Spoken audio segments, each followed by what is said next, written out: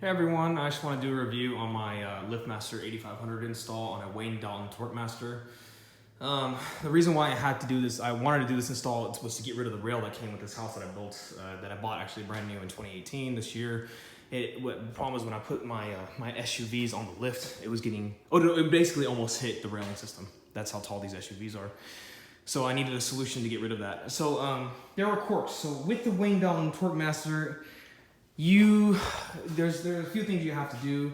So first you need to go into your house and check what kind of garage door opener spring do you have. Do you have a tension spring? You would know by the fact that there'd be a spring, a visible spring in the middle, or do you have a Wayne Dalton Torquemaster in which the springs are hidden inside the tube? So I had a Wayne Dalton Torquemaster. I think most builders in Texas have this, and that's the way they're gonna build it.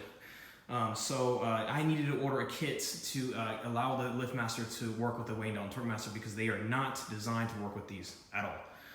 So there is a YouTuber, his name is JDBoy1980. Contact him, his name is Nathan. Awesome guy, he'll ship you one of these out really quick, reasonably priced, and basically he developed the rod, the pulley system that would connect to the Dalton Torquemaster and the Liftmaster 8500.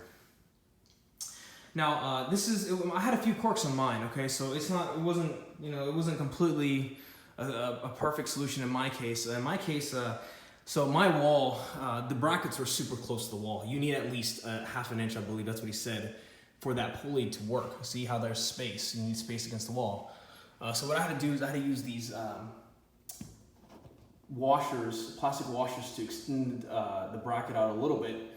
I only did it on one side. So far I haven't had any issues, but that allowed me to fit the pulley system on there. Okay, so that's one quirk. The second quirk I had was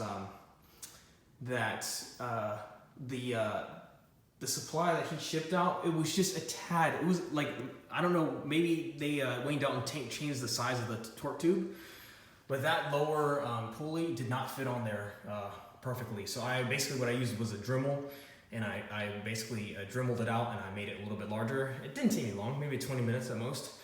And once I Dremeled it out, I was able to slide that on there and get there.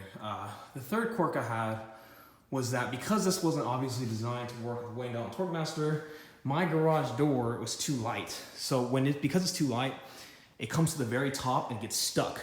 And in order for me to get it to push back down, I bought these springs from Amazon, which will push it back down. And I also added weights. And these weights allow the garage to be pulled back down by gravity, because on the other hand, when you have the track system, that arm is just going to push it and pull it back down, so you don't ever have to worry about that. And so in my case, you kind of have to improvise. Buy the garage door plungers. You might have to buy a weight depending on your garage door. I bet wooden garage doors wouldn't have this problem. And then one of the other problems I had was that it's probably because this cable is too close. It needs to be, I think, a minimum of 3 inches. Because it's too close, I have to disable the tensioner sensor, and that's just basically basically the tensioner system is like, if there's a car here and the garage door is closing, if it senses a loose tension in the cable, it's going to go back up. It's really easy to disable though. I just zip tie it. See, zip tied, bam. It's disabled. It's zip tied up, so now it's constantly feeling tension. That's the course I had. Let me show you the operation of this sucker. It's really nice. It's really nice. Once you get it set up and going, it's awesome. You're gonna love it. So you just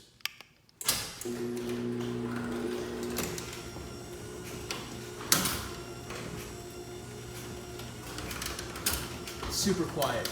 I'm very happy. I'm just gonna push against the springs. Awesome. And then you would just watch it close.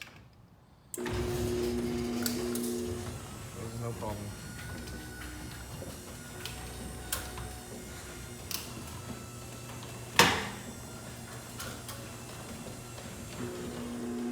Okay, one thing I wanted to add too is that I forgot, I also had to add that bracket, because on these Torquemaster tubes are very flimsy, and what was happening was that when it was going to the very top position, that Torquemaster tube was bending upwards, and that chain began to slip, and so I wouldn't have enough, it would just slip and constantly get stuck. This garage door would only go up to here, okay? And so when I added that bracket, it forces that tube to stay down, and because it stays down, the chain doesn't slip and it's able to go all the way back. So I've tested this hundreds of times and it hasn't had a problem. As far as wiring, wiring for me was simple. I had a plug there already, and I just used wire covers. And I used the existing wiring from the home builder. I just rerouted it, extended the lines, and connected to the machine. It's basically, it uses the exact same wiring as the traditional track system. Really, that's that. I just wanted to give people like a heads up if they want to try this mod. It's awesome though. It just frees up so much space in the garage. You can see it's easy to let you work on your cars and everything, especially if you have a small space like I do. I don't regret it at all. It was totally worth the money. So like I said, contact the YouTuber JD Boy 1980 for the pulley system to get you started on this. It also, by the way, comes with a lock, so it automatically locks once you get it down. Anyway, that's my review.